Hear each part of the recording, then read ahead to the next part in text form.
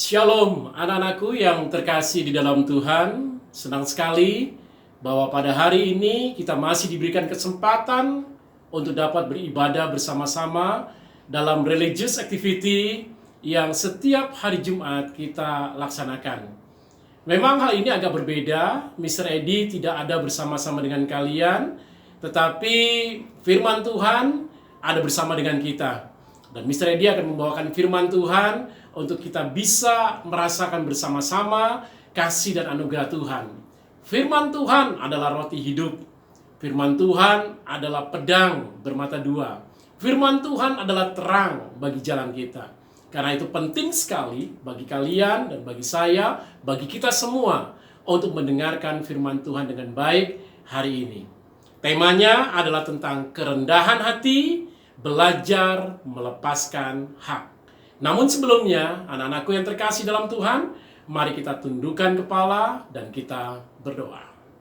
Bapa di sorga, kami mengucap syukur dan berterima kasih karena anugerah-Mu yang besar, kasih-Mu yang luar biasa bagi kami. Kalau kami masih dapat berkumpul hari ini, itu semua karena anugerah Tuhan. Hari ini kami siap untuk belajar firman Tuhan dalam religious activity ibadah kami pada hari ini. Berkati kami semua, baik hamba-Mu yang berbicara maupun semua siswa yang mendengarkan dan guru-guru yang mendampingi mereka. Tuhan Yesus, berkatilah kami semua. Terjemahkanlah firman-Mu di dalam bahasa yang kami mengerti. Di dalam nama Tuhan Yesus kami berdoa. Amin. Anak-anakku yang terkasih dalam Tuhan, tema kita pada minggu pertama di term yang kedua ini adalah kerendahan hati, belajar untuk melepaskan hak. Kerendahan hati adalah salah satu dari karakteristik seorang Kristen yang ingin sekali Mr. Edi berikan kepada kalian, ingin Mr. Edi bahas bersama dengan kalian, dan kita ingin sama-sama mendapatkan berkat dari firman Tuhan yang akan kita renungkan bersama-sama ini. Mazmur pasal 22 ayat yang ke-27 sebagai awal firman Tuhan yang akan Mr. bicarakan atau Mr. disampaikan kepada kalian.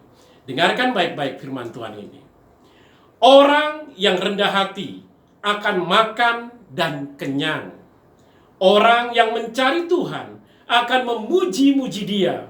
Biarlah hatimu hidup untuk selamanya. Mr. diulangi lagi, Mazmur 22 ayat 27 bagian yang pertama saja. Demikian firman Tuhan. Orang yang rendah hati akan makan dan kenyang. Wow, firman Tuhan begitu indah. Kerendahan hati akan makan dan kenyang. Kerendahan hati mendapatkan jaminan dari Tuhan. Anak-anakku yang terkasih dalam Tuhan Yesus, kita akan membahas tentang seorang pribadi yang luar biasa yang memiliki kerendahan hati.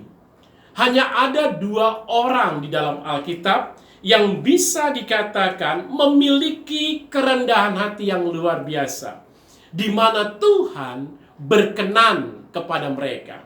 Yang pertama adalah Tuhan kita Yesus Kristus tentunya.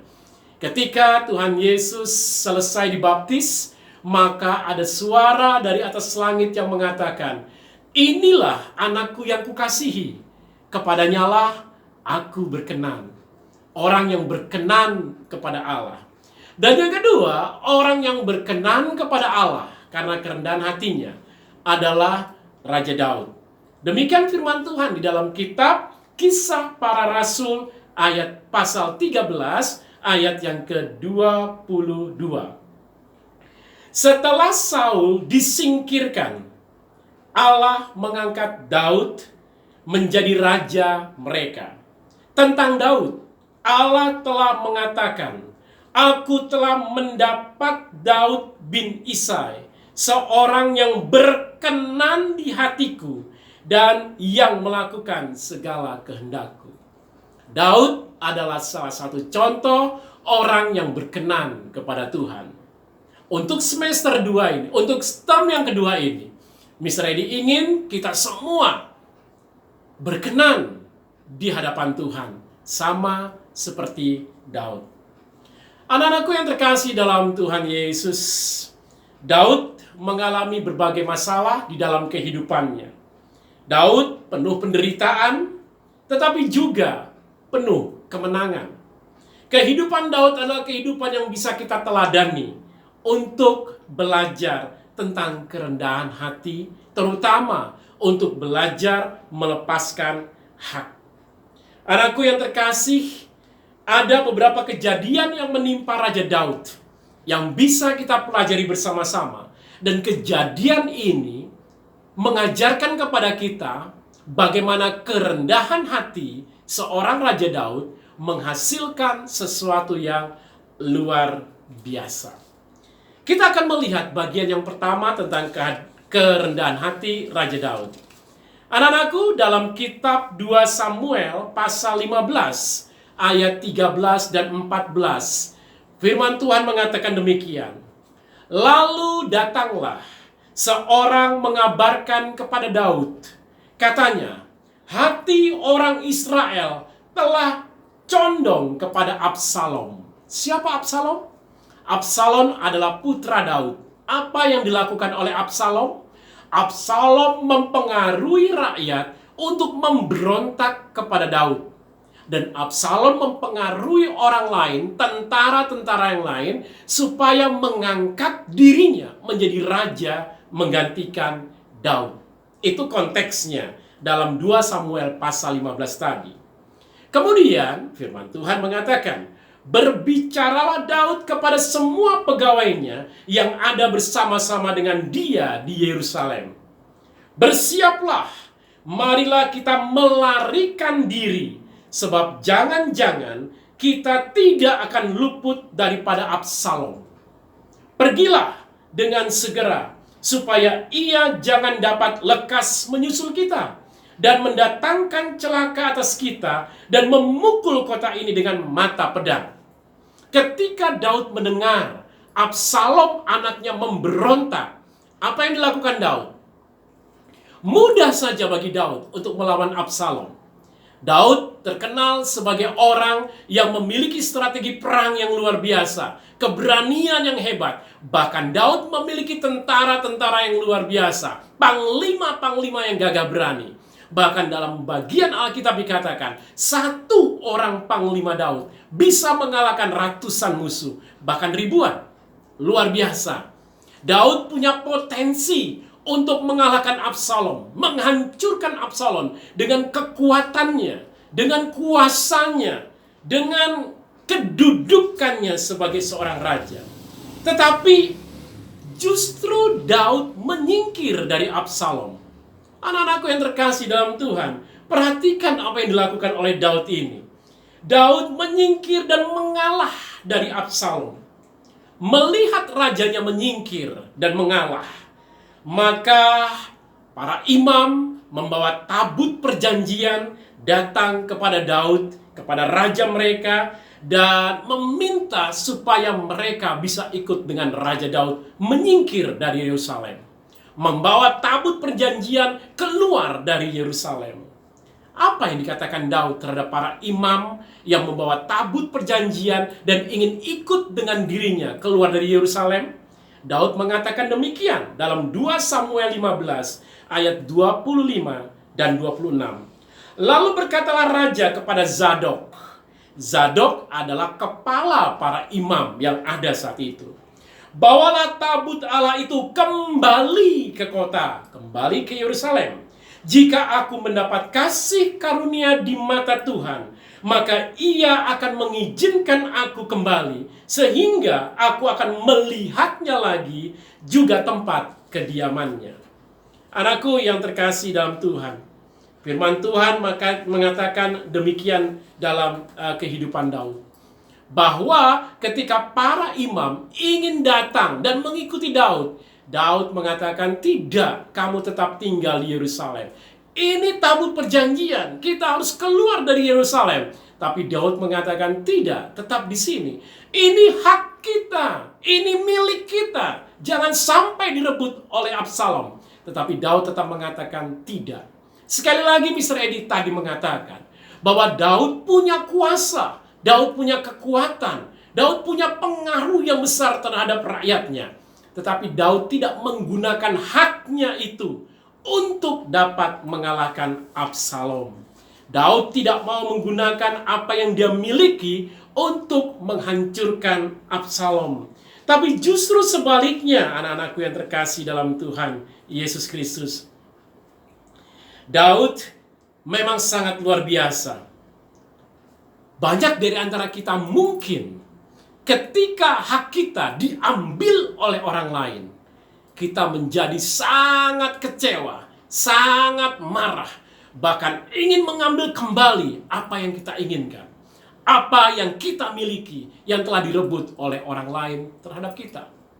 Entah itu sesuatu yang berharga atau sesuatu yang sangat mulia yang kita miliki, tetapi ketika direbut oleh orang lain, ada keinginan, kemarahan, dan keinginan untuk mengambil kembali apa yang kita miliki. Namun beda dengan Daud. Daud belajar untuk merendahkan hati. Daud belajar untuk melepaskan hak. Itulah kerendahan hati yang sesungguhnya. Saudaraku, anak-anakku yang terkasih dalam Tuhan Yesus Kristus. Tadi Misal ini juga mengatakan tidak sulit bagi Daud untuk mengalahkan Goliat yang tingginya 3 meter saja bisa dikalahkan oleh Daud. Apalagi hanya Absalom, anaknya itu. Daud bisa, tapi Daud tidak mau melakukannya. Daud lebih memilih untuk melepaskan haknya. Dan kita tahu, ketika Daud melepaskan haknya, justru Daud mendapatkan kembali apa yang diambil oleh Absalom. Daud kembali bisa menjadi raja di Yerusalem, raja di Israel. Bahkan lebih daripada itu, Daud mendapatkan janji yang luar biasa dari Tuhan, bahwa dari keturunan Daud akan muncul seorang juru selamat. Ini janji yang luar biasa, yang melebihi segala sesuatu yang dimiliki oleh Daud pada waktu itu. Anak-anakku yang terkasih dalam Tuhan, Raja Daud adalah raja yang luar biasa. Dia rela haknya diambil. Dia rela untuk memberikan haknya kepada orang lain. Tapi Tuhan tahu. Tuhan mengembalikan apa yang menjadi milik Daud. Anak-anakku yang terkasih dalam Tuhan, bagian yang kedua yang bisa kita pelajari dari kerendahan hati Daud adalah dalam 2 Samuel pasal 16 ayat 5 dan 6 dikatakan demikian. Ketika Raja Daud sampai ke Bahurim, keluarlah dari sana seorang dari kaum keluarga Saul. Ia bernama Simei bin Gera. Sambil mendekati raja, ia terus-menerus mengutuk Daud dan semua pegawai Raja Daud. Dilemparinya mereka dengan batu. Walaupun segenap tentara dan semua pahlawan berjalan di kiri dan kanannya. Anakku yang terkasih dalam Tuhan, 2 Samuel 16 ayat 9 dan selanjutnya mengatakan demikian. Lalu berkatalah Abisai anak Zeruya kepada raja, mengapa anjing mati ini mengutuki tuanku raja? Izinkanlah aku menyeberang dan memenggal kepalanya. Tetapi kata raja, apakah urusanku dengan kamu, hai anak-anak Zeruya? Biarlah ia mengutuk. Nah, anak-anakku yang terkasih dalam Tuhan, pada bagian yang kedua ini lebih dahsyat lagi. Karena apa? Ketika Daud menyingkir dari Yerusalem karena Absalom mencoba untuk mengambil alih tahta kerajaan Daud, dan ketika Daud menyingkir ke Yerusalem, dia didampingi oleh perwira-perwiranya, pahlawan-pahlawan yang luar biasa, yang tadi saya katakan satu orang perwira itu bisa mengalahkan ratusan orang. Dan mereka berjalan di kiri dan kanan Daud. Mereka terus berjalan dan sampailah mereka di sebuah tempat. Ketika mereka sampai di sebuah tempat, mereka bertemu dengan seorang yang bernama Simei.